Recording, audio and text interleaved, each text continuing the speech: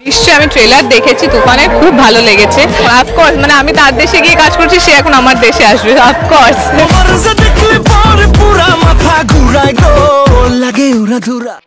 এবার তুফান মুভি নিয়ে উচ্ছ্বাস প্রকাশ করেছেন ওপার বাংলার ইধিকা পাল। ইধিকা পালের জীবনে প্রথম ছবির নায়ক হচ্ছেন শাকিব খান।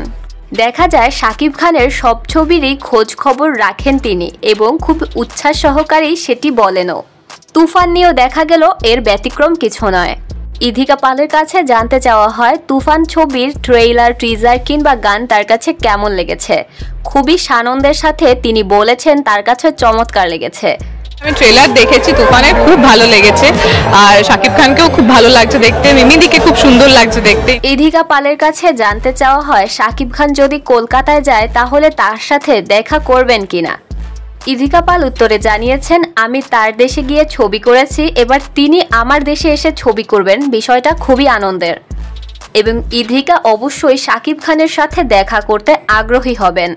নিশ্চয়ই আমার কো অ্যাক্টর, তার উপরে প্রথম সুপারস্টারের সঙ্গে আমার কাজ করা, অবশ্যই ইচ্ছে আছে এইখানে। যখন বর্তমানে এই নায়িকা যে অন্য কোনো মুভির কাজ নিয়ে ব্যস্ত সেটিও ইঙ্গিত দিয়েছেন তিনি।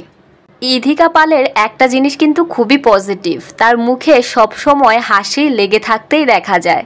বিষয়টা কেমন লাগে জানাবেন কিন্তু।